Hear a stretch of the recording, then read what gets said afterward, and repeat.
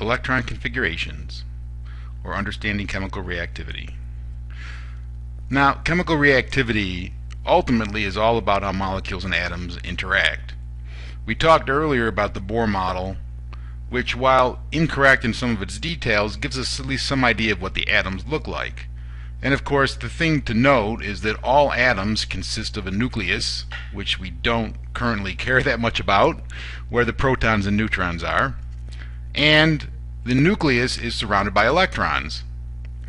Now, if you consider two atoms kind of meeting for the first time, it's actually their electrons that are going to meet first. They're on the outside of the atom, and so two atoms near each other are going to bump electrons. And so it shouldn't come as a huge surprise that ultimately chemical reactivity is all about the electrons. And the nucleus at best plays a secondary role. Now, we talked in the earlier presentations about what I consider the important facts about light and matter. And important fact number one is that light is just another form of energy. And that's really the only way we'll use it here in this class. Important fact number two is that when light interacts with matter, in order for it to be absorbed, it must be tuned to a specific energy transition in matter. And when it comes to ultraviolet or visible light, this energy transition is between electron orbitals. Now, the Bohr model, as we talked about, is classical. It's much like the sun being circled by planets. It's much like the Earth being orbited by the moon. And in a quantum model, one key thing is different. And this helps fix the one problem in the Bohr model. Why do the electrons, who should be attracted to the protons, stay where they are? And this is important fact number three when it comes to interactions of light and matter. In a quantum world, only certain discrete energy levels are allowed. We referred to this in the previous presentation as quantization. It's not possible for an electron to be just anywhere. It can only be in well-defined, discrete energy locations. Directly following this is what I'll call important fact number four. And this is not perhaps as an important a fact as the first three, but it's a bit of a bookkeeping fact. Again, in the Bohr model, you've got a planetary model where there's these little electron particles that are circling this hard little nucleus.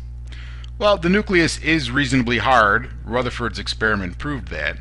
But it turns out the electrons are not little moons orbiting the nucleus.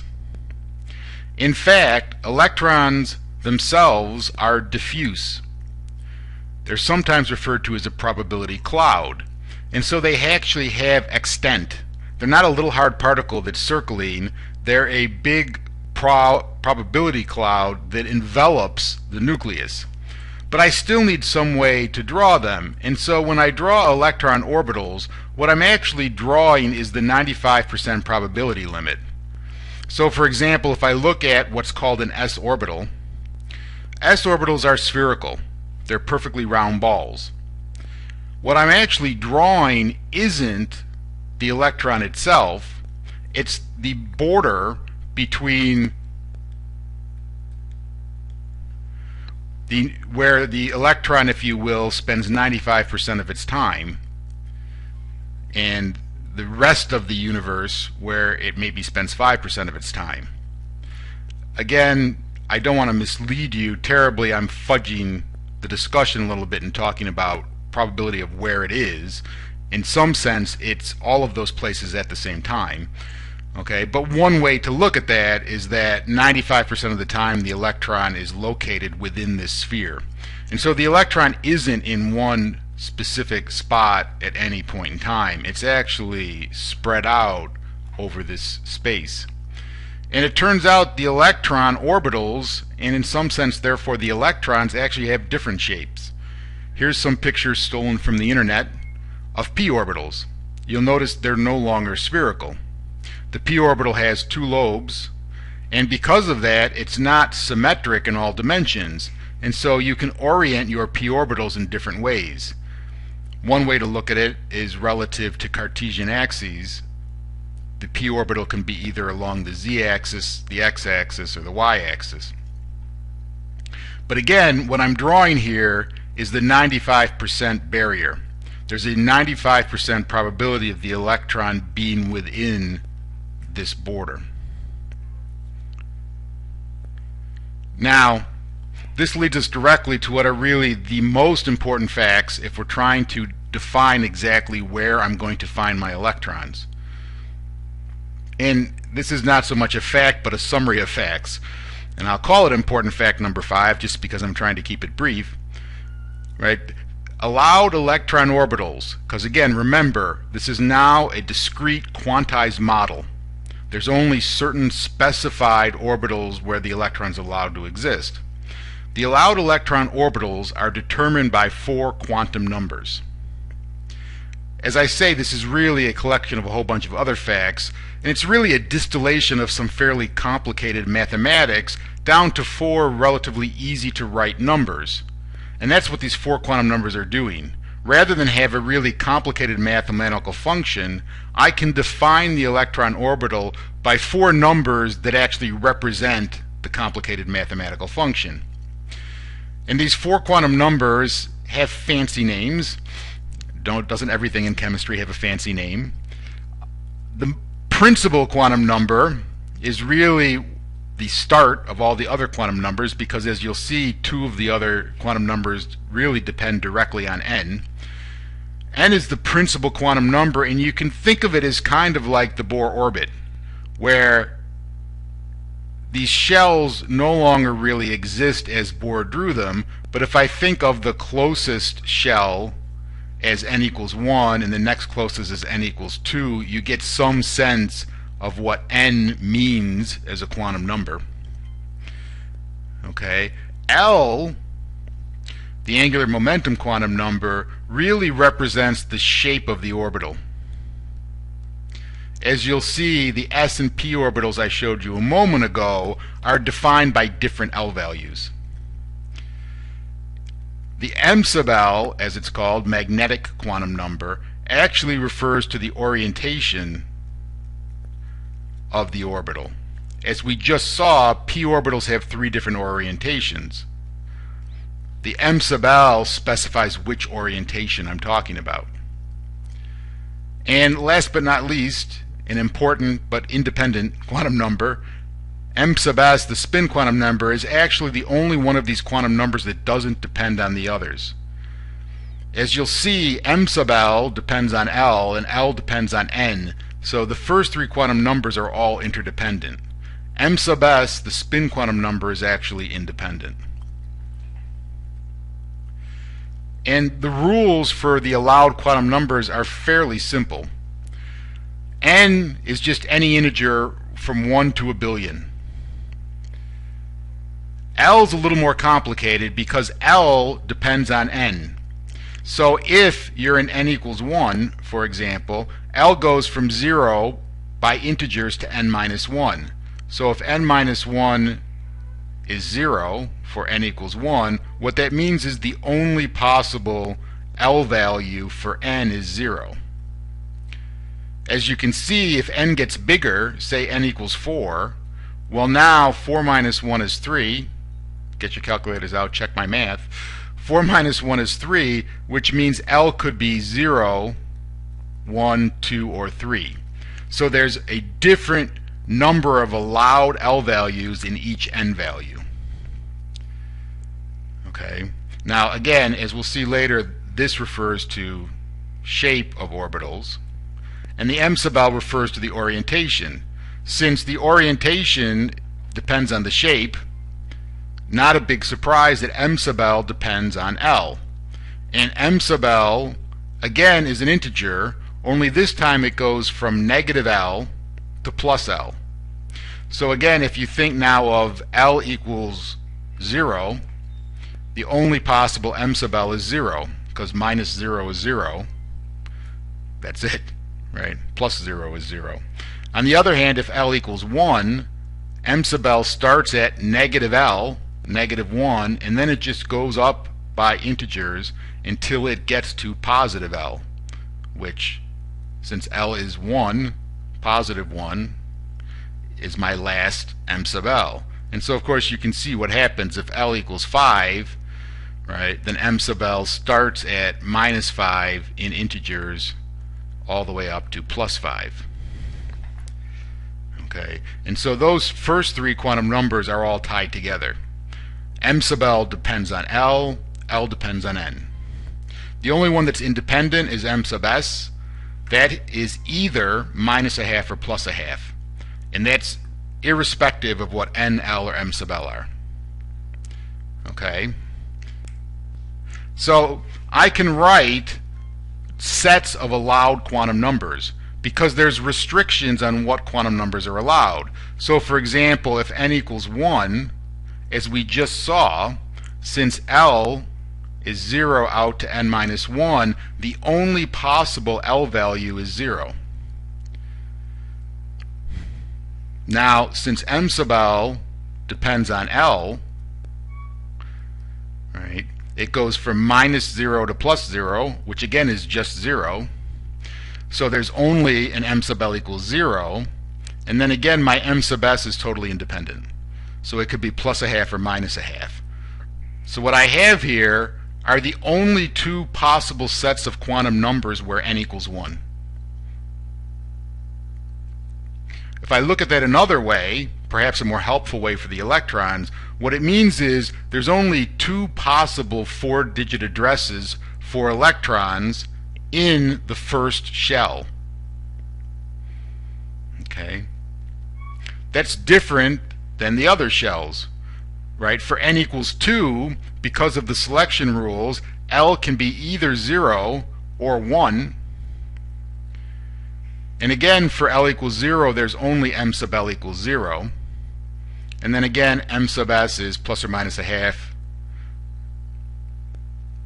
Meanwhile, for L equals 1, again, m sub l goes from minus L, which is now minus 1, by integers to plus L, which is plus 1. So there's actually three different m sub l values, each of which has, again, two possible m sub s values. And those are the only possible quantum numbers where n equals 2. There are no other possible values. And so there's two possible values for n equals 1. You'll notice there's 8 possible sets of quantum numbers in n equals 2. Now by itself, this isn't terribly helpful, right? If I told you there's 5 houses on my street, could you tell me how many people live there? Probably not. I mean, if 3 of the houses are empty, there might only be 2 people in the street. On the other hand, there might be 120 people that live there if they're all multifamily dwellings with really big families. So by itself, these number of addresses doesn't tell me everything. But as you'll see, if I couple that with a couple other properties of electrons, it very quickly determines where my electrons go in any given atom. Another way to look at this is as though it's essentially a flowchart. I start with n equals 1. Because L depends on n equals 1, the L flows right from the n equals 1. Because the m sub l flows from the L equals 0 value, the m sub l flows from L, and then the m sub s's flow all by themselves because they're independent of the previous 3. So I can fairly quickly establish what the allowed quantum numbers are for any given n value. Now, in terms of what they mean, again, it can be a little confusing because we've taken some fairly complicated math and physics and distilled it down to 3 integers and a half integer. But in essence, the easiest way to look at the n value is that it's like the Bohr orbit. Essentially, the bigger the n value, the farther you are from the nucleus. The L value really specifies the type of orbital. It's a shape issue. It's an S or a P or a D, as you'll see, or an F. And then the m sub l is the orientation of this orbital. How is my S orbital oriented? How is my F orbital oriented? Again, the one that stands alone is the m sub s value, and this in some sense represents the magnetic field of the electron. If you've taken a little physics, you know that moving electric fields create a magnetic field, and so my electron being charged would generate a magnetic field. And so m sub s, which is also referred to as spin, really is kind of like a north pole or a south pole for the electron. Again, that's fudging a little bit, but I think that gives us the clearest picture as we need, at least, for it. Now, because writing all of those numbers can be laborious, there's actually a shorthand for specifying the n and L values. L equals 0 is called an s orbital, so it'll often be written just as an s. The L equals 1 is a p orbital, so it's often written just as a p. The L equals 2 is a d orbital, and then 3, 4, 5, 6 are just the rest of the alphabet in order. F, G, H, I, J, K, L, M, N, O, P, Q, L, M, N, O, can't get the P again, right? But you rarely need anything past F for the periodic table, as you'll see. Now the s orbital, we've already seen, is actually a spherically shaped orbital. Okay, and again, L equals 0 means an s orbital, so an s orbital is always L equals 0. So this quantum number is directly tied to the shape of my orbital. The p orbitals are a little more interesting. L equals 1 is always a p orbital, but because my p orbitals are not as symmetric as my s orbitals, I can orient them different ways. And it turns out there's 3 different orientations, which correspond to the 3 different m sub L values. Remember, my m sub L goes from minus L to plus L. So there's 3 m sub L values, and there's 3 orientations of my p orbital.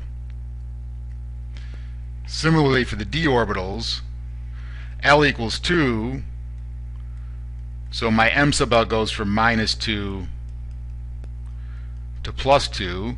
That's 5 m sub L values, and there's 5 orientations of my d orbitals. You'll notice for the most part the d orbitals look like 2 p orbitals. They have 4 lobes instead of 2. The only difference being dz squared. So if I want to specify an s orbital in the first shell, right, rather than write n equals 1, L equals 0, it's usually just abbreviated as 1s. If I want to talk about a d orbital that's in the third shell, rather than write it that way, it's usually just abbreviated 3d. Okay, and the only thing left really to do is specify whether or not there's electrons in there. How we determine that is the purpose of our next presentation, but in terms of the notation, the superscript indicates the number of electrons. So if I write 1s superscript 2, what I'm telling you is there's 2 electrons, both of which are in the 1s orbital. If I write 3d super 7, what I'm telling you is there's 7 electrons, all of which are in the 3d orbitals. Again, there's 5 different 3d orbitals. I'm not specifying which one of the 5 they're in, but I am telling you how many are in all the d orbitals. And as you'll see, that's usually all we need to know. In the next presentation, we'll look at how these addresses, these 4-digit quantum addresses, will actually identify electrons